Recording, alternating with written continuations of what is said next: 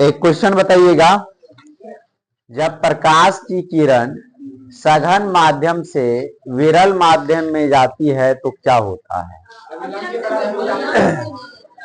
अविलंब से दूर हट जाती है।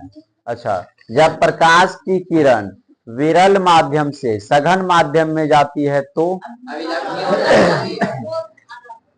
चलिए ठीक है। अच्छा ये बताइए, हवा और कांच, सुनिए, हवा और कांच में कौन सघन माध्यम है? कांच। और कौन विरल माध्यम है? हवा। निर्वात में प्रकाश की चाल कितनी होती है? 3 लाख किलोमीटर प्रति सेकंड। आइए आज अपने लोग पढ़ने वाले हैं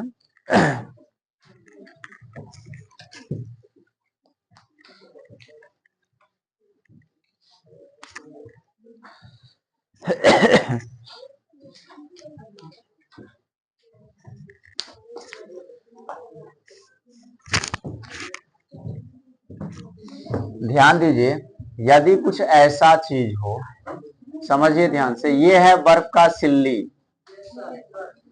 ठीक है, ये है बर्फ का सिल्ली। अब कोई किरण जो है ना बिल्कुल सीधा आया है, मतलब अविलंब आपतन हुआ है, बिल्कुल सीधा, बिल्कुल सीधा। ये तो है कांच, अच्छा बर्फ का सिल्ली था, चलिए अब कांच लिख दिए, कांचे रहने दे। और ये है हवा। तो माध्यम तो बदल रहा है। आप बताइए कि ये किरण कैसे गुजरेगा आगे, सीधा या कहीं घूम जाएगा, अविलंब से और मुड़ेगा, क्या होगा? सीधा जाएगा, ठीक है, ये बिल्कुल सीधा जाएगा, कहीं नहीं मुड़ेगा, बिल्कुल सीधा निकल जाएगा।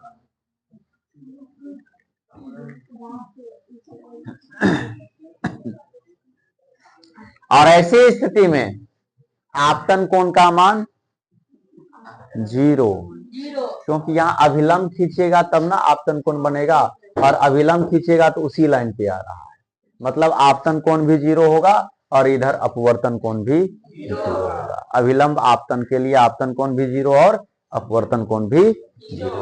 कहने का अर्थ ये हुआ जब कोई प्रकाश की किरण, जब कोई प्रकाश की किरण एक माध्यम से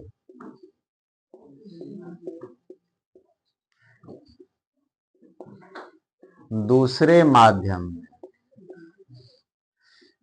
सतह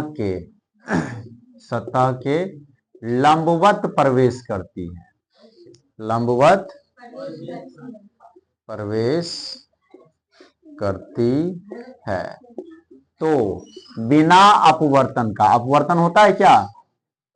अपवर्तन होगा तब नहीं, बिना अपवर्तन का सीधे निकल जाती है।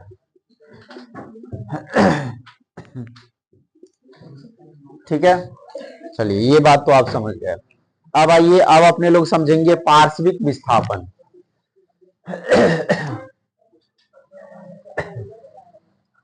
पार्श्विक विस्थापन। अच्छा, ये टॉपिक था अविलंब आपतन। क्या था? अविलंब आपतन। ठीक है, ये टॉपिक आप लोग समझ गए। अब है पार्श्विक विस्थापन। पार्श्विक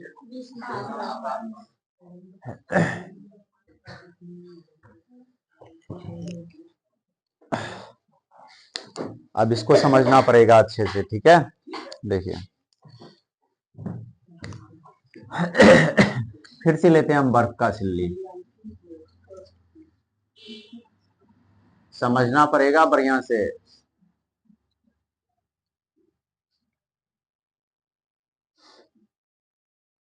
ये बहुत बड़ा बर्फ का सिल्ली है, एक प्रकाश की किरण ऐसे आती है, रेड कलर में लेते हैं। एक प्रकाश की किरण ऐसे आपतित हो रही है। अच्छा, अब ये हो गया आपतन बिंदु। तो हम क्या करेंगे, आपतन बिंदु पर लंब खींचेंगे, जिसे अभिलंब कहा जाता है, लंब। ठीक है। अब देखिए, ये है बर्फ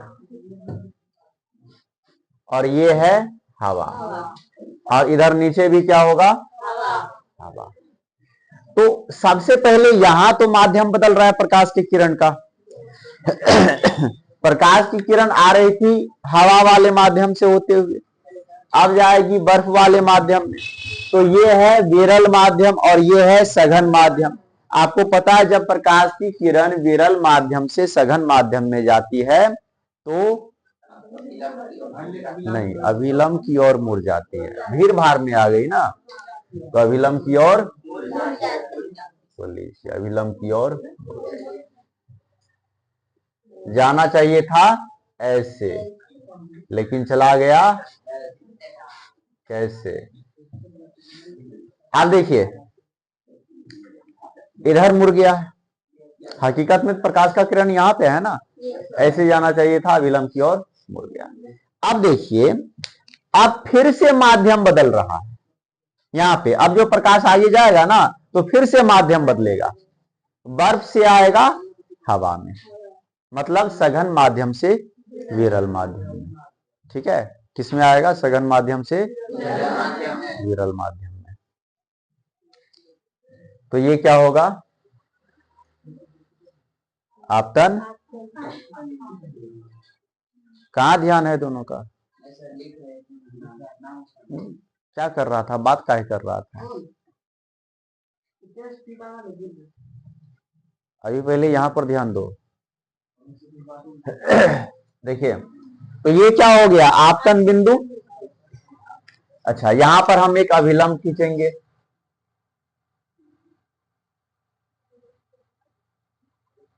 ये हो गया अभिलंब। ठीक है। अब देखिए, प्रकाश की किरण को जाना था ऐसे, ऐसे जाना था, लेकिन जाएगा कैसे, ऐसे हटके जाएगा।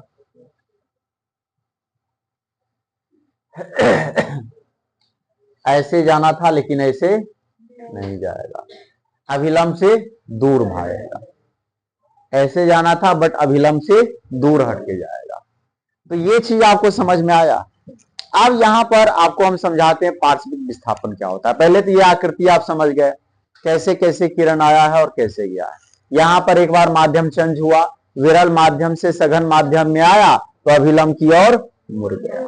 उसके बाद जब सघन माध्यम से विरल माध्यम में गया तो अभिलंब से दूर। अब देखिए, यदि हम इस आपतित किरण को भी आगे तक बढ़ा दें ऐसे करके, और ये जो ये अपवर्तित किरण हो गया, ये हुआ आपतित किरण। ये क्या है, आपतित। और ये क्या है, अपवर्तित। और ये निर्गत किरण है। ये आपतित किरण तो ये अपवर्तित किरण, फिर ये आपतित किरण तो ये अपवर्तित किरण। उससे अच्छा हम इसको निर्गत किरण बोल देते हैं। क्यों, क्योंकि बर्फ से निकला है ना। तो ये क्या हो गया, निर्गत किरण। ये क्या हो गया, हालांकि ये अपवर्तित किरण भी है, लेकिन अपवर्तित किरण की बात कीजिएगा जब यहां से देखिएगा तो ये आपतित, ये अपवर्तित। यहां से देखिएगा तो ये आपतित, ये अपवर्तित। ठीक है, तो हम इधर मानते हैं आपतित, इधर मानते हैं निर्गत किरण। अब निर्गत किरण को भी यदि आप पीछे की ओर ले जाइएगा ऐसे करके, ये थोड़ा सा गलत फिगर बन गया, ऐसे करके पीछे ले जाइएगा, थोड़ा सा गलत फिगर बन गया, पूरा समांतर होना चाहिए था, उधर जगह ही नहीं है। अच्छा, इसको बढ़ा देंगे तो जगह मिल जाएगा ना।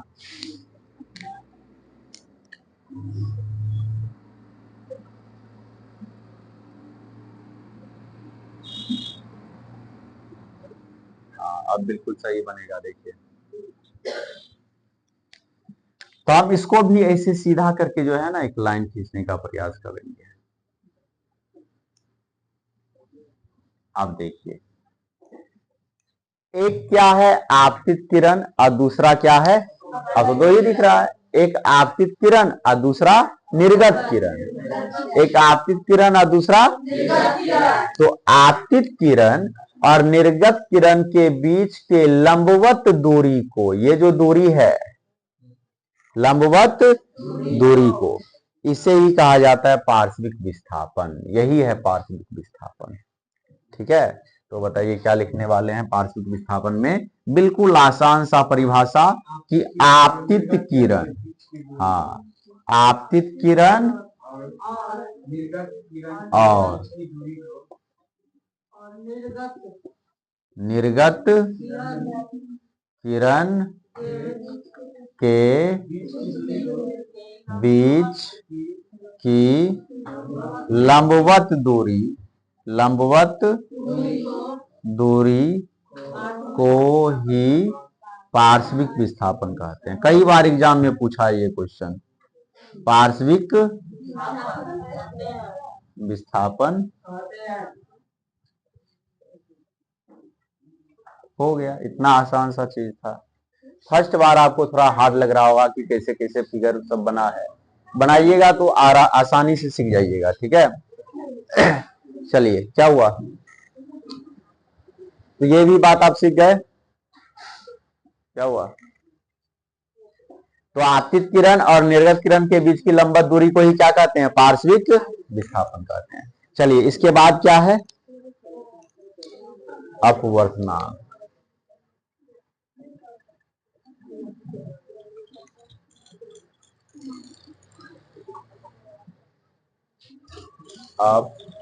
अपवर्तनांक,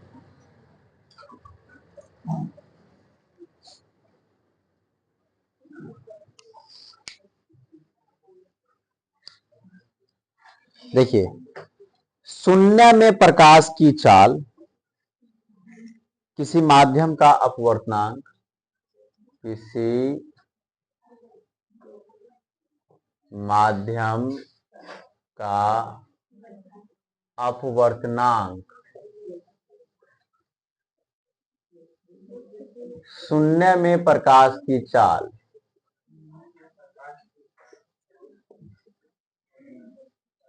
और उस माध्यम में, जिस माध्यम की बातें होंगी उस माध्यम में प्रकाश की चाल के अनुपात को अपवर्तनांक कहते हैं।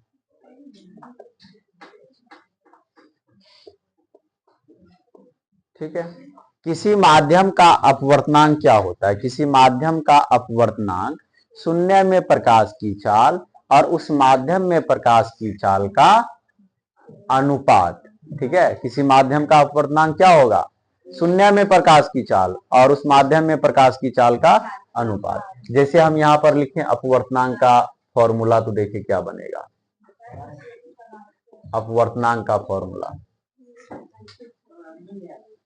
तो यहां क्या लिखेंगे, शून्य में प्रकाश की चाल, शून्य में प्रकाश की चाल, और यहां उस माध्यम में, जिस माध्यम की बातें होंगी ना उस माध्यम में प्रकाश की चाल, उस माध्यम में प्रकाश की चाल, इसे ही कहा जाता है अपवर्तनांक। ठीक है, चलिए ठीक है।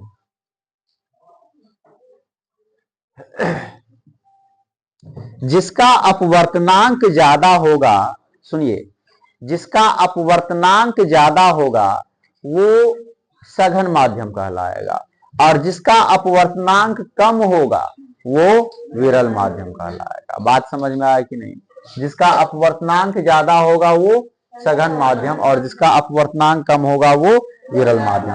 तो इस तरह से कुछ चीजों का अपवर्तनांक यहाँ पर टेबल में दिया हुआ है, लेकिन आपको जो याद करके रखना है सो बतलाते हैं। वायु, हवा का अपवर्तनांक लगभग 1 के बराबर माना जाता है। 1.0003 होता है, तो 1 हवा का अपवर्तनांक कितना बताइए? 1। और एक लास्ट वाला याद रखिए बस, हीरा। हीरा का अपवर्तनांक 2.42, ये ठीक है, 2.4। इसी दो में से कोई एक पूछता है ऑब्जेक्टिव में, ठीक है, पूछेगा कि वायु का अपवर्तनांक कितना होता है, तो 1। हीरा का अपवर्तनांक कितना होता है? 2.42।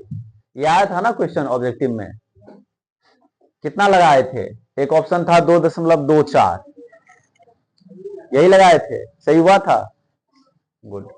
तो 2.42 किसका अपवर्तनांक है? अच्छा, अब आप बताइए, दोनों में जिसका अपवर्तनांक ज्यादा होता है वही ना सघन माध्यम होता है, तो किसका अपवर्तनांक ज्यादा है? हीरा का। तो हीरा हो गया सघन माध्यम और वायु हो गया तो एक चीज और आप सीख गए कि जिसका अपवर्तनांक ज्यादा होगा वो सघन माध्यम, और जिसका अपवर्तनांक कम होगा वो विरल माध्यम।